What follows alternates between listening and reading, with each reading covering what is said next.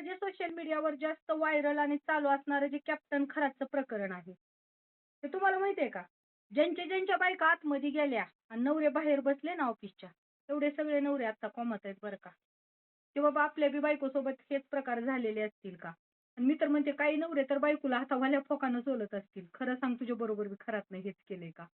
आणि ज्यांना लेकरं होत नव्हते, ती नवरे जी बायकोला घेऊन गेले ना खरात खरं लेकरू होण्यासाठी, ती तर नवऱ्यालाही संशय खात असतील बाबा, की हे लेकरू कसं काय झालं म्हणून.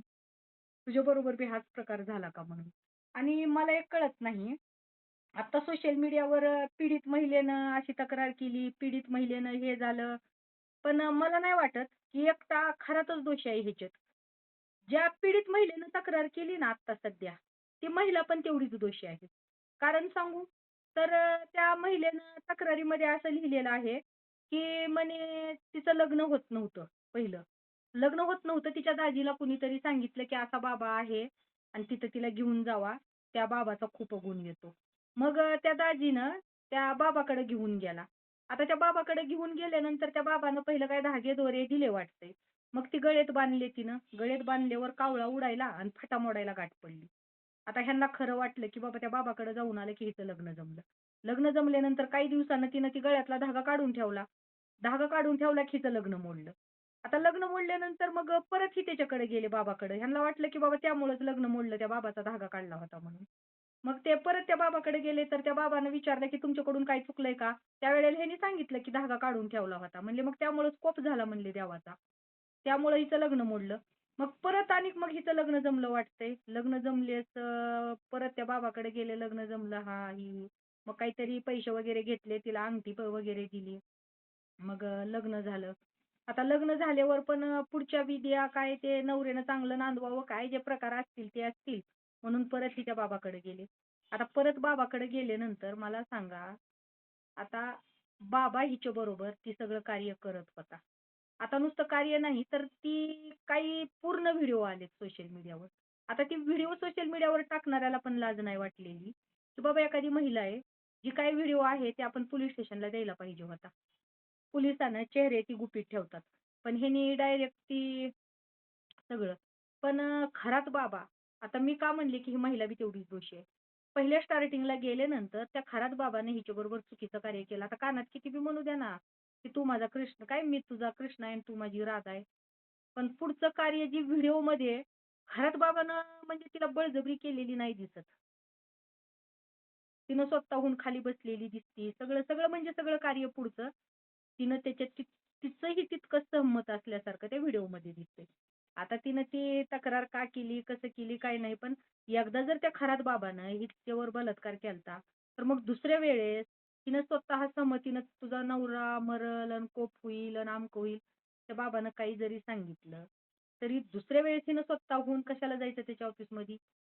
आता खरात बाबा स्वतःहून घरी येत होता का? नाही. ही जर स्वतःहून त्याच्या ऑफिसमध्ये जात असेल, तर ह्याच्यामागे कितीतरी कारणं असू शकतात, की नंतर हिनं का केस केली. ज्या वेळेला पहिल्या वेळेलाच हिच्यावर बलात्कार झाला, त्यावेळेलाच तिनं नवऱ्याला विश्वासात घेऊन किंवा त्या दाजीला विश्वासात घेऊन सांगून केस करायला पाहिजे होती. पण हिनं तसं काही केलेलं नाही. आणि जी व्हिडिओ व्हायरल झालेले आहेत, डोक्यावर तांब्या ठेवणं वगैरे, तर त्याच्या पुढचं बी सगळे व्हिडिओ आता व्हायरल झालेले आहेत. तर त्याच्यामध्ये तिनं स्वतः म्हणजे असं खरात बाबाला धरलेलं दिसतंय सगळं काही. आता खरी चुकी की बाबा हिला रस्त्याला गाठलं असतं, बलात्कार केला असता, तर ही पीडित म्हणायचं. किंवा हिच्या घरी गेले असते, बलात्कार केला असता, तर ही पीडित. पण ही स्वतः जर जाऊन सगळं करती, तर जेवढं ही दोषी आहे खरात बाबा, तितकीच ही पण दोषी आहे. आणि मला एक कळत नाही, आता मला सांगा, ही जेव्हा अशा भोंदूबाबाकडे लोकं बघायला जातात, तेव्हा भोंदूबाबा फोकानं मारणे, अंगात भूत शिरलंय, कशातरी फोकानं मारलं की ते भूत निघून जातंय, असं तसं म्हणून बायेली मारते. मग ही त्याच्या कुटुंबातल्या त्या नवरीनंच करायला पाहिजे. तुझ्या अंगात शिरलंय थांब मी काढतो म्हणून मस्त वाला फोक काढायचा लिंबाचा-फिंबाचा. अगर आमच्याकडे बेशरम म्हणतात बघा महानंदी. असा फोक काढायचा आणि मारायचं. कुशाला अंगातलं भूतच निघून जाते. त्यांच्या घरचे पण तेवढेच दोषी असतात, की बाबा अशा भोंदूबाबावर विश्वास ठेवतात. आता राहिला विषय आपल्या अध्यक्षाबाईचा. तर अध्यक्षाबाई काय म्हणल्या, की बाबा मी आई मानत होते, बाप मानत होते, माऊली मानत होते, गुरु मानत होते. आता अध्यक्षबाई भाषणात तर सांगायच्या 16 सोमवार धरले ना अमकं होत नाही, टमकं होत नाही. पण अध्यक्षबाईच्या बुडाखाली अंधार होता असो, आपल्याला काही घेणं देत नाही त्याच्यावरनं. पण मला एक कळत नाही, की आता अध्यक्षबाईंनी माता, माऊली, आई जे काही गुरु मानलं होतं, तर त्या गुरुविषयी जर तक्रार अध्यक्षबाईकडे आलेली होती, की बाबा असं-असं त्या गुरुचं वाटतंय, तर पुरावे नाहीत म्हणून अध्यक्षबाईनं तो विषय तिथं सोडला आणि त्या पत्रकाराचं असं म्हणणं आहे, की त्याला धमकी बी दिली, तुझी पत्रकारी बंद पाड, हे कर, ते कर. बरं, मान्य आहे. अध्यक्षबाई त्यांना माऊली मानत होत्या, गुरु मानत होत्या म्हणून अध्यक्षबाईला दिले असतील प्रेमापोटी, आपुलकीपोटी. कारण आईवर संकट आले म्हणून तिनं त्याला धमकी दिली असेल पत्रकाराला, की आपल्या आईची बदनामी तो पत्रकार करायलाय. पण एक संविधानाच्या चौकटीत अध्यक्षबाईला खुर्ची होती अध्यक्ष म्हणून. त्या संविधानाची आणि खुर्चीचा मान राखून तरी अध्यक्षबाईनं त्या माऊलीची स्वतः तरी चौकशी करायला पाहिजे होती ना. अध्यक्षबाई बाहेर एवढं संविधानाच्या गोष्टी करत होत्या. मग संविधानाकडूनच त्यांना ती खुर्ची भेटलेली होती. मग एखाद्यानं जर तक्रार केली अध्यक्षबाईकडे, की ती असं-असं आहे, त्याचं प्रकरण असं आहे, हे आहे आणि त्या तक्रारीच्या जाहिराती दाखवलेल्या आहेत. तर मग भलेही त्याला धमकी बी देऊ देत, की तुझी पत्रकारिता बंद कर. पण आतून तरी, की बाबा आपल्या आईवर एवढं संकट येले, लोक बदनाम करायलेत, आपल्या माऊलीला बदनाम करायलेत, आपल्या गुरुला बदनाम करायलेत ना, तर आपण अध्यक्ष ह्या कारण साधारण महिला असती, साधारण महिलेला कोणी सांगितलं असतं, की बाबा ती तुम्ही ज्यांना गुरु मानलंय किंवा असा असा व्यक्ती आहे, तो भोंदू आहे, असं असं फसवतं, एखाद्या पत्रकारानं जर सांगितलं असतं साधारण बाईला, तर त्या साधारण बाईनं दुर्लक्ष करणं साहजिक होतं का, तर तिच्याकडे कुठलं पद नसतं. पण अध्यक्षाबाईकडं एक पद दिलेलं होतं ना समाजानं. त्या पदाचा मान राखून तरी त्यांनी आतून तरी चौकशा करायला पाहिजे होते त्यांच्या. आणि आता ती बोटं कापायचं आणि काय ती ही बोटं कापायची, ती काय प्रकार असा आपला कसं, माझं पहिली गोष्ट तर अंधश्रद्धेवर मी विश्वास ठेवत नाही.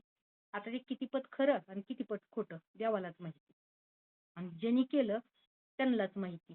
पण मला एकच सांगायचंय, ज्या वेळेला आपल्या कुटुंबातून आपल्या बायकोला बाहेरवासा आहे, करणी आहे, जादूटोणा आहे, भानामती आहे, असे प्रकार करून जर तुम्ही भोंदूबाबाकडे नेत असाल, तर ती चुकी भोंदूबाबाची आहे का? भोंदूबाबा तुमच्या घरी येतो का? नाही येत. तुम्ही स्वतःहून जर त्याच्या दारात जात असाल, तर खरी चुकी तुमची पण आहे. कारण आपला हिंदू आता, आणि तुम्ही आता त्याच्यातून म्हणत असाल, की तुम्ही देवाच्या विरोधात आहेत, हिंदूच्या विरोधात आहेत. ऐका, तुम्ही भोंदूबाबाला सपोर्ट करणे, भोंदूबाबाकडे जाऊन पैसे खर्च करून जाणे, बघणे आणि भोंदूबाबाला सपोर्ट करणे म्हणजे आपलं हिंदुत्व जपणे नाही बरं का. त्याला म्हणत नाहीत हिंदुत्व जपणे. उलट आम्ही हिंदुत्व जपतोय. त्याचं एकच कारण, आम्ही अंधश्रद्धेला बळी पडत नाही. आणि जे लोक अंधश्रद्धेला बळी पडत नाहीत ना, ते खरं हिंदुत्व जपतात. कारण कसं आहे, आता मला सांगा, अशा भोंदूबाबाला पाळायचं, पोसायचं, त्यांना सपोर्ट करायचा आणि हे राजकारण्यांनी केलं, मोठ्या मोठ्या राजकारण्याचे फोटो आहेत, त्यामुळे गोरगरीब फसले चालले ना ह्याच्यात. बाबा एवढा मोठा शिकलेला, एवढा मुख्यमंत्री, आमदार, खासदार ही सगळे लोक त्याच्यावर विश्वास ठेवतात म्हणजे काहीतरी खरं आहे. असं साधारण जनतेला वाटणं स्वाभाविकच आहे ना. कारण साधारण जनता मुख्यमंत्री बरोबर फोटो काढायचा म्हणलं तर किती उलासून जाईल, की बाबा आमचा मुख्यमंत्री बरोबर फोटो. पण ही भोंदूबाबाचे जर मुख्यमंत्री बरोबर फोटो, व्हिडिओ दिसायले तर साधारण जनतेला काय वाटेल, की नाही नाही हे सगळं भोंदूबाबाला कळतं, ही भोंदूबाबा खराच आहे. हा बाबा खराच आहे. ही जनतेचं मन होईल ना. म्हणजे मग ह्याला सपोर्ट करणारे हे सगळे लोक आहेत ना, आणि जे लोक आम्ही हिंदू म्हणून नारा देतात ना, हीच लोक ह्या अंधश्रद्धेत फसतात. हिंदुत्वाच्या नावाखाली जनतेला पण फसवतात. खरं हिंदुत्व जपणे कशाला म्हणतात माहित आहे का? आपल्या हिंदू धर्माला जर कोण कलंक लावत असेल ना, तर ती कलंक लावण्यापासून वाचवणे म्हणजे हिंदुत्व जपणे. मला सांगा ना, आता हिंदुत्वावर किती टीका केली जाते, की बाबा ह्यांच्यात असंच आहे, देव खरा नाही, अंधश्रद्धा आहे, त्याला काही हीच होत नाही, ह्याला काय कळत. ही आपल्या हिंदुत्वावर बोटं उचलले जातात, आपल्या देवाधर्मावर बोटं उचलले जातात. ह्याचं कारणच, की आपण अशा भोंदू लोकांना पाळतोय, पोसतोय, त्यांना पैसे देऊन त्यांच्या दारात बघायला जातोय आणि मग काय, त्यांचा मूत पण पितोय. अरे जी कधी नवरीची सेवा करत नाही, त्या बायका त्या भोंदूबाबाची मरणाची सेवा केली हो. थोड्या थोड्या गोष्टीवरून नवऱ्याला भांडणाऱ्या बाया त्या भोंदूबाबाचं सगळं काही करत बसल्या. मग ह्याच्यात चुकी कुणाची? भोंदूबाबा ह्यांच्या घरी आलाय का? नाही आलेला. तो खरात बाबा नाही आलेला ना. अहो ह्यानी 50-50, 60-60 हजार देऊन त्या भोंदूबाबाच्या दारात गेले तर. मग चुकी कुणाची आहे? जेवढा तो भोंदूबाबा गुन्हेगार आहे ना, तेवढे ही जी काही 50-60 व्हिडिओ आहेत म्हणा त्याच्या पेन ड्राईव्ह मध्ये, तेवढे पीडित म्हणताच येणार नाही. पीडित कशाला म्हणतात? बळजबरीनं बलात्कार करणे, त्याला पीडित. कुणाच्या घरात घुसून बलात्कार करणे, रस्त्यानं चालत असताना बळजबरीनं नेऊन बलात्कार करणे, गुंगीचं औषध देणे. त्याला पीडित म्हणतात. एक वेळा बलात्कार झालाय, तरी तो नवरा घेऊन जातो. दुसऱ्या वेळा तो बंधू-बाबा तीच करतो. तिसऱ्या वेळा तीच करतो. कंटिन्यू वर्षभर जर ही प्रकार चालू राहत असतील, तर ह्याला पीडित महिला आणि ह्याला बलात्कार म्हणतील का? म्हणता कसं येईल तुम्हीच सांगा. म्हणून मला एकच सांगायचंय, श्रद्धा ठेवायची देवावर ठेवा. की आतमधली आता एक प्रकार, आता ती एक बाई मध्ये काय बोलली, की अध्यक्षा बाईला काही स्वप्न पडलं होतं का ना, आपल्या हिंदू धर्मामध्ये गुरु मानतात. तिनं गुरु मानलं होतं आणि गुरुला आई म्हणतात, माऊली म्हणतात. बरोबर आहे. गुरुला आई म्हणतात, माऊली म्हणतात. पण ही बाईचं माहिती आहे का तुम्हाला? आता त्या अध्यक्षा बाईला नव्हतं स्वप्न पडलं, मान्य केलं. तिला स्वप्न नव्हतं पडलं. पण ही बाई ज्यांचे फोटो-फिटो ठेवत होती, कडे-तोडे भेटवस्तू देत होती.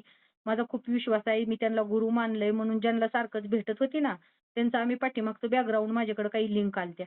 त्या 4 वर्ष खालच्या. तर त्या पण महाराजाला माहिती आहे का तुम्हाला? जेलची हवा खाऊन आलेले आहेत बरं का ते बी महाराज. त्यांना पण कस्टडी झालेलीच आहे. मग मला बाकीच्याला स्वप्न पडलं नव्हतं, पण ही तर बाई कंटिन्यू सोशल मीडियावर असती. सोशल मीडियावर बघितलेलं आहे, की बाबा त्या महाराजांना अटक झालेली आहे. पोलिस घेऊन गेलेले आहेत. हे सगळे प्रकार असताना सुद्धा आता सध्या ती फोटो-फिटो काही येत नाहीत. आता त्याचे कारण वेगळेच माझ्या कानावर आले, पण ते आता आपण काही बोलू शकत नाही. तर बाबांनो, ह्या भोंदूबाबाच्या नादाला लागू नका. कष्टाशिवाय पर्याय नाही बरं का. आणि तुम्ही भोंदूबाबाच्या नादाला लागताय आणि आपल्या हिंदू धर्माची नामुष्की करून घेताय.